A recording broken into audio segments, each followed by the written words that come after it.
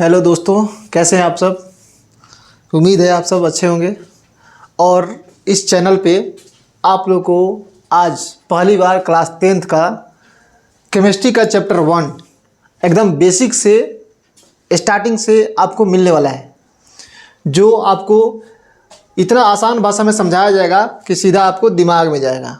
ठीक है, अब यहाँ से हम स्टार्ट करते हैं। कौन सा चैप्टर 1? चैप्टर का नाम क्या है आपका? रासायनिक अभिक्रिया एवं समीकरण।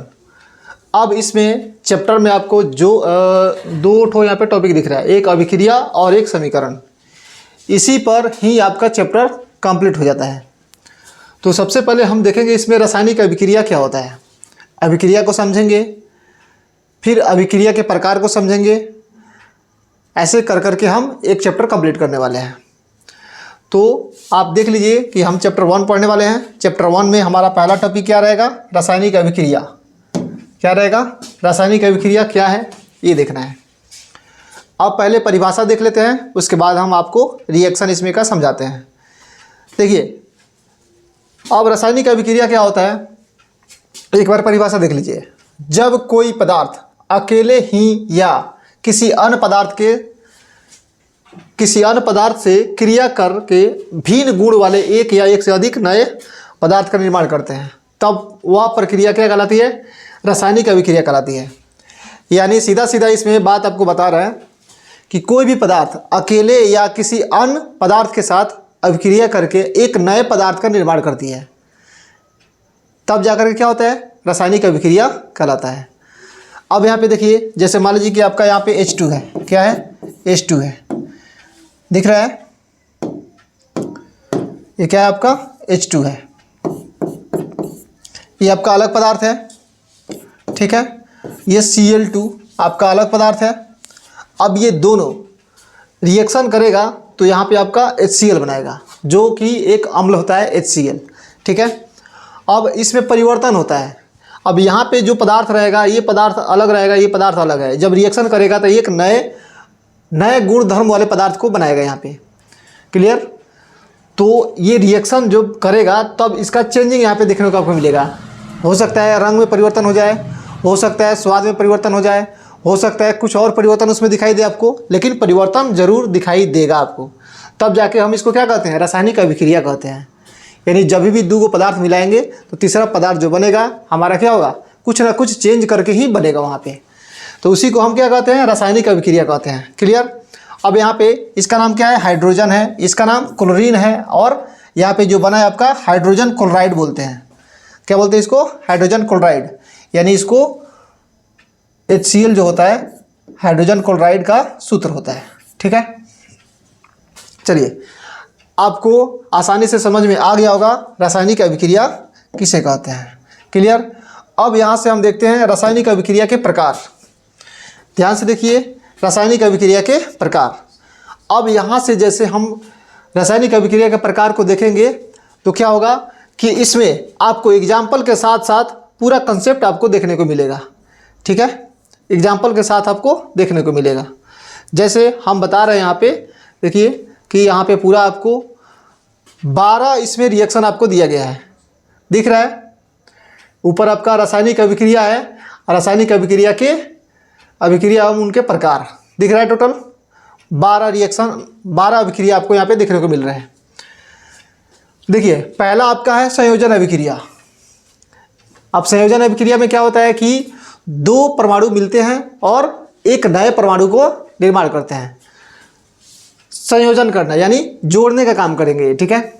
वियोजन में तोड़ने का काम करेंगे। पहले एक एक बार देख लीजिए आपको 12 अभिक्रिया कौन कौन से हैं, तब एक एक करके एग्जाम्पल के साथ, डेफिनेशन के साथ एग्जाम्पल आपको देखने को मिलेगा इसमें।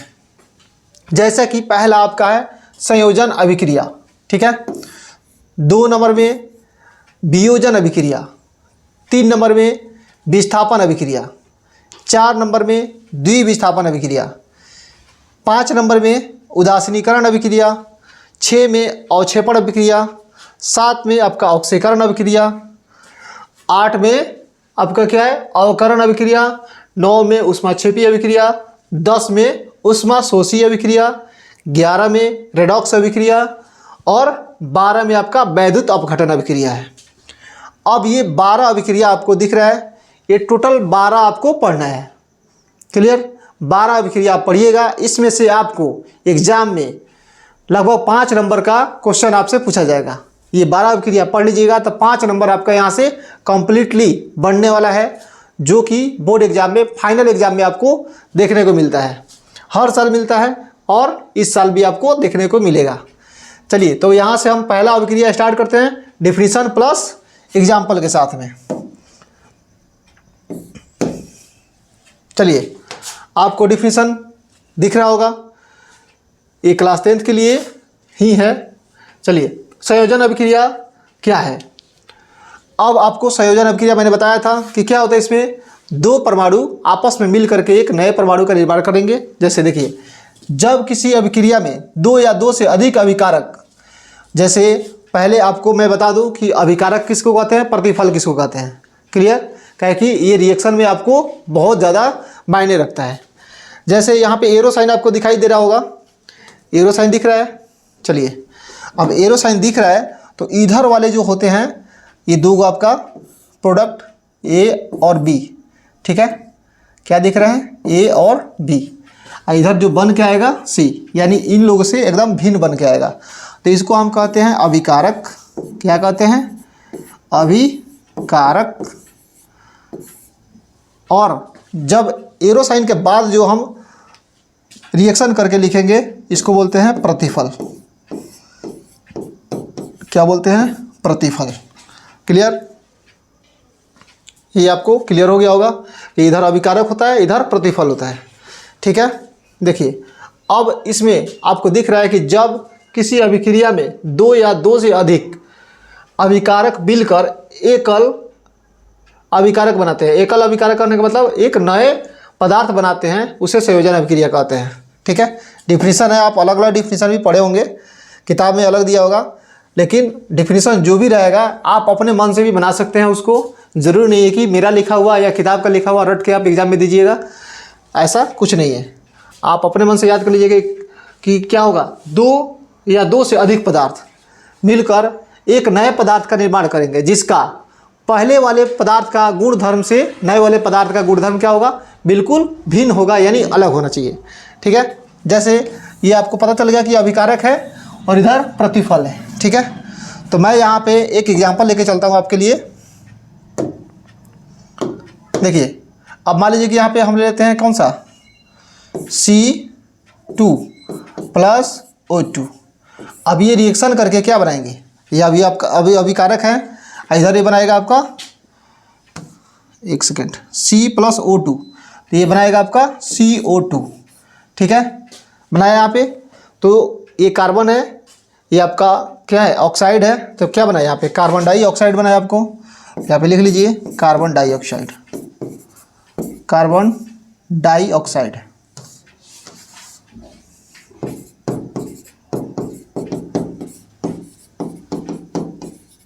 कार्बन डाइऑक्साइड, ये आपका ऑक्साइड है, ये आपका कार्बन है। ठीक है? चलिए, इतना आपको दिख गया। अब इसी पर एक और एग्जांपल आता है, जैसे आप मान लीजिए कि यहाँ पे लिख लीजिए Mg प्लस O2। ठीक है? तो ये क्या बनाएगा आपका, Mg प्लस O2, तो ये आपका बनाता है Mg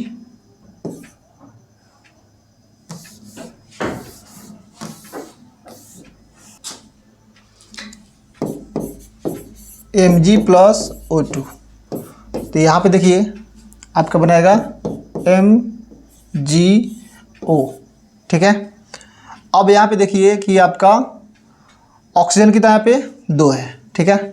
लेकिन रिएक्शन करने के बाद यहाँ पे MgO बना रहा है आपका, तो यहाँ पे 2 से मल्टीप्लाई कीजिएगा। तब जैसे यहाँ पे 2 से मल्टीप्लाई किए आप, तो क्या हो गया, Mg भी 2 हो गया, ऑक्सीजन 2 हो गया, तो यहाँ पे 2 से मल्टीप्लाई कर दीजिएगा, तो ये आपका बैलेंस भी हो गया और ये रिएक्शन भी आपका तैयार हो गया। चलिए, दूसरा नंबर पे लेके चलते हैं वियोजन अभिक्रिया। अब वियोजन अभिक्रिया देखिए, वियोजन या अपघटन, इसी का दूसरा नाम होता है अपघटन अभिक्रिया। आपके एग्जाम में जैसे बैठिएगा तो वहाँ पे आपको वियोजन के जगह पर अपघटन अभिक्रिया में पूछ देगा कि इसमें से कौन से अपघटन अभिक्रिया है। तो आपको एग्जाम्पल दिया रहेगा, ये देख कर पहचाना है कि अपघटन अभिक्रिया है या नहीं है।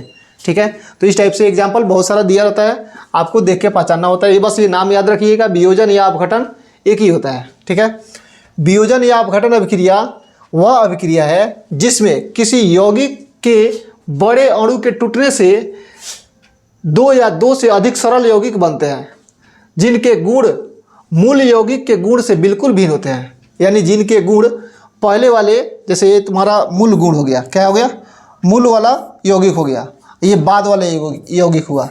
ठीक है, तो इनके गुण से बिल्कुल इनका गुण क्या होगा, भिन्न होगा, यानी अलग होगा। अब यहाँ पे देखिए, यह अभिक्रिया संयोजन अभिक्रिया के ठीक विपरीत होती है।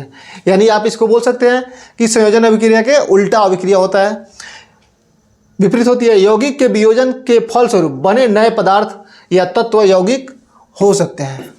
ठीक है, अब यहाँ पे जो बात बता रहा है कि संयोजन अभिक्रिया जो था उसका जस्ट उल्टा इसका काम हो रहा है यहाँ पे। जैसे देखिए यहाँ पे कैल्शियम कार्बोनेट का अपघटन, यहाँ पे क्या लिखा हुआ है, अपघटन अभिक्रिया यानी टूटना। तो कैल्शियम कार्बोनेट का अपघटन का मतलब कैल्शियम कार्बोनेट टूट रहा है, यहाँ पे क्या हो रहा है, टूट रहा है।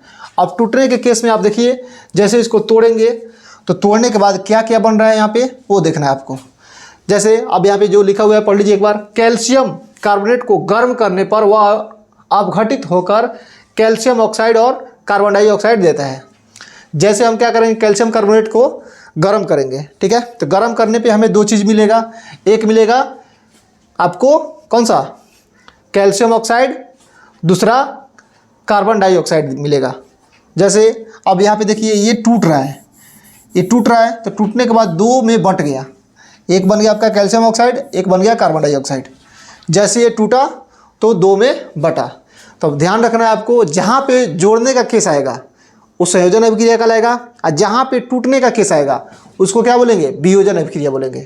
ये दो अभिक्रिया आपको दिमाग में एकदम सेट हो जाना चाहिए कि ये कभी भी अगर भूलते हैं तो फिर आपका एकदम ये नेगेटिव पॉइंट पहुँच जाएगा। ठीक है, तो ये भूलना नहीं है, एक याद रहेगा तो उसके बदले में आपका दूसरा भी याद रहेगा। ऐसे समझिए कि एक बड़ा सा लड्डू है, क्या है, बड़ा लड्डू है, इसको फोड़ेंगे तो क्या होगा, दो पार्ट में बटेगा। जब दो पार्ट में बटने का काम आएगा तो क्या होगा, वियोजन। अगर छोटा छोटा लड्डू को मिला करके एक बड़ा लड्डू तैयार करेंगे तो क्या कहलाएगा, संयोजन। यहाँ पे संयोज कर रहे हैं, इसको इकट्ठा कर रहे हैं तो संयोजन अभिक्रिया, और इसको तोड़ के बांट रहे हैं तो क्या कहलाएगा, वियोजन अभिक्रिया। बस इससे ज़्यादा नहीं दिमाग लगाना इसमें। ठीक है, उसके बाद आइए, अब आपको मैं इस पर कुछ बता रहा हूँ आपको।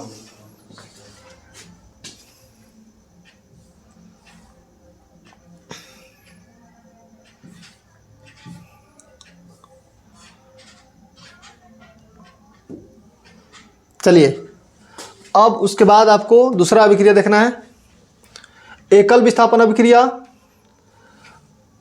क्या होता है। अब एकल विस्थापन अभिक्रिया या डायरेक्ट आपको पूछ देगा यहाँ पे विस्थापन अभिक्रिया। ठीक है, एकल विस्थापन अभिक्रिया या सिर्फ विस्थापन अभिक्रिया आपको पूछ देगा विस्थापन अभिक्रिया क्या होता है।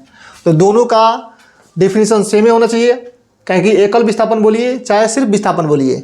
ठीक है, एक या सिर्फ विस्थापन वह अभिक्रिया जिसमें किसी यौगिक में उपस्थित किसी परमाणु या परमाणुओं के समूह को किसी दूसरे परमाणु द्वारा विस्थापित कर दिया जाता है, वह कौन सा विस्थापन कहलाता है, एकल विस्थापन कहलाता है। ठीक है, जैसे यहाँ पे उदाहरण में देखिए, किसी कम क्रियाशील धातु का अधिक क्रियाशील धातु द्वारा विस्थापन। यानी दो चीज़ आपको दिखाई देगा इसमें कि एक जो धातु रहेगा ज़्यादा क्रियाशील रहेगा और एक क्या रहेगा, कम क्रियाशील रहेगा। तो उसमें क्या होगा कि जो कम क्रियाशील धातु है उसके जगह पर अधिक क्रियाशील धातु वाला आएगा और उसको वहाँ से क्या करेगा, हटा सकता है। जैसे आपको देखिए ये चैप्टर जो बना हुआ है ना आपका, तो चैप्टर फर्स्ट में आपको जो बात नहीं देना चाहिए वो ले जाकर सेकेंड चैप्टर में दिया हुआ है। ठीक है, मतलब जो आपको फर्स्ट चैप्टर में देना चाहिए उसको सेकेंड चैप्टर में दिया हुआ है। जैसे आप जाके उधर देखिएगा तो एक आपका ऐसे रिएक्शन आपको करके उसमें दिखाया है, जो मैं आपको बताता हूँ। ऐसे आपको एक चित्र बना दिया गया होगा। ठीक है, और ये क्रियाशीलता को दर्शाता है। जैसे मेरा एक ट्रिक है, उसको याद कीजिएगा, पोटैशियम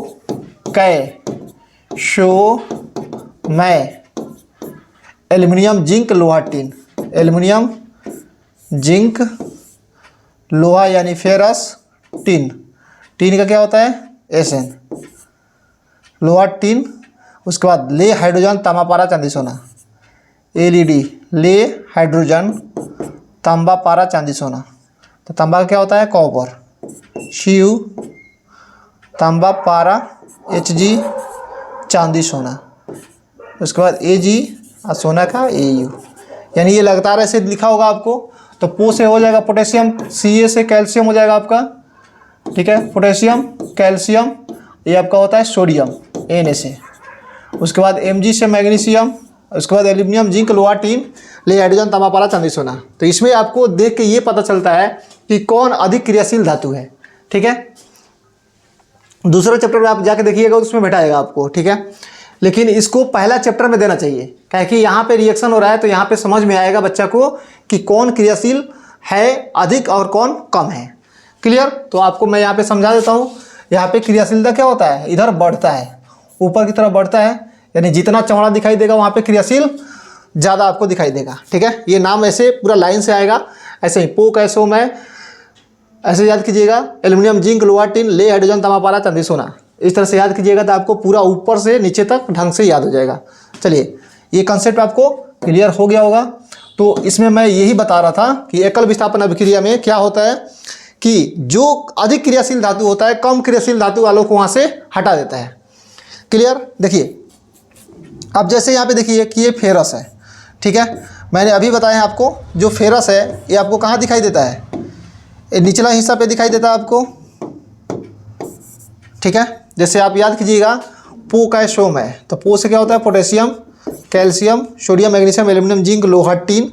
तो लोहा वाला आपको नीचे आ रहा है तो ये क्या है कम क्रियाशील है। उसके बाद ये कॉपर है, जैसे याद कीजिएगा तो कॉपर आपको पहले आएगा किससे, फेरस से, ठीक है। एक सेकंड, फेरस पहले आएगा कॉपर बाद में आएगा। तो यहाँ पे देखिए अब यहाँ पे कॉपर पहले से फिक्स है। तो जैसे अब इसका रिएक्शन कराएंगे तो रिएक्शन कराएंगे तो क्या करेगा, ये कम क्रियाशील है ये ज़्यादा क्रियाशील है, इससे इसके तुलना में ये दोनों का तुलना करेंगे तो इससे क्या है ज़्यादा है। तो क्या करेगा इसको हटा देगा, यहाँ से हटा के इसको अलग रख देगा और Fe इसके जगह पर आ जाएगा। तो यहाँ पे क्या बनेगा फेरस सल्फेट, और यहाँ पे रिएक्शन से पहले कॉपर सल्फेट था, रिएक्शन होने के बाद बन गया फेरस सल्फेट, और कॉपर कहाँ चला गया तुम्हारा लास्ट में चला गया, ठीक है। चलिए ये एकल विस्थापन अभिक्रिया आपको समझ में आ गया होगा। चलिए उसके बाद आते हैं उभय विस्थापन अभिक्रिया, जिसको डबल डिस्प्लेसमेंट के नाम से भी जानते हैं। अब इसमें क्या होता है आयनों का आदान प्रदान होता है, सिर्फ इसमें आयनों का आदान प्रदान होता है। उभय विस्थापन अभिक्रिया या इसको आप बोल सकते हैं डबल डिस्प्लेसमेंट, ठीक है, यानी द्विविस्थापन अभिक्रिया भी हम बोल सकते हैं इसको, ठीक है। उभय विस्थापन अभिक्रिया या द्विविस्थापन अभिक्रिया भी बोल सकते हैं, द्विविस्थापन अभिक्रिया, ठीक है।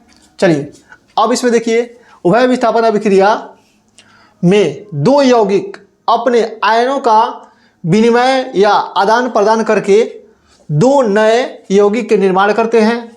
ऐसी अभिक्रियाओं को समान समीकरण द्वारा निरूपित किया जा सकता है। जैसे यहाँ पे देखिए थोड़ा सा एग्जांपल में XY है, AB है, फिर XB है और यहाँ पे AY है, दिख रहा है। तो इसमें आपको देखना है कि इसमें आयनों का आदान प्रदान कैसे हो रहा है। जैसे इसमें बता रहा है आपको कि X और A क्या है धनायन है, X और A ये धनायन है, यानी X पर प्लस चार्ज है और A पर भी प्लस चार्ज है, ठीक है। उसके बाद Y और B क्या है ऋणायन है, यानी Y पर आपको माइनस चार्ज होगा और B पर भी माइनस चार्ज होगा। तो ये अपने आयनों का आदान प्रदान करेंगे।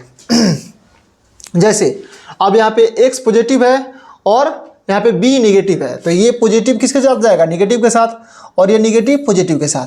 तो ये अपने आयनों का आदान प्रदान करेंगे और यहाँ पे लिख देंगे। जैसे X वाला B के साथ आएगा तो X भी हो गया, फिर Y वाला A के साथ आएगा तो ये Y हो जाएगा, ठीक है। चलिए उसके बाद देखिए उदाहरण के लिए हम देखते हैं सिल्वर नाइट्रेट के विलयन में सोडियम क्लोराइड का विलयन डालने पर सिल्वर क्लोराइड और सोडियम नाइट्रेट बनते हैं।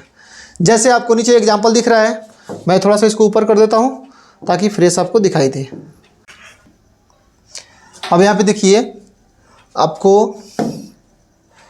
NaCl दिख रहा है और यहाँ पे AgNO3 है, ठीक है।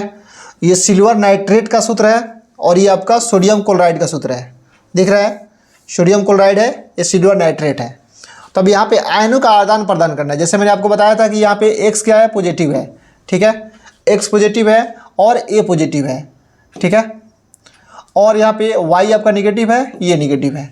तो प्लस माइनस के साथ जाएगा, फिर प्लस माइनस के साथ जाएगा। तब यहाँ पे आपको पता होगा कि सोडियम पे प्लस चार्ज होता है और क्लोरीन पे माइनस चार्ज होता है।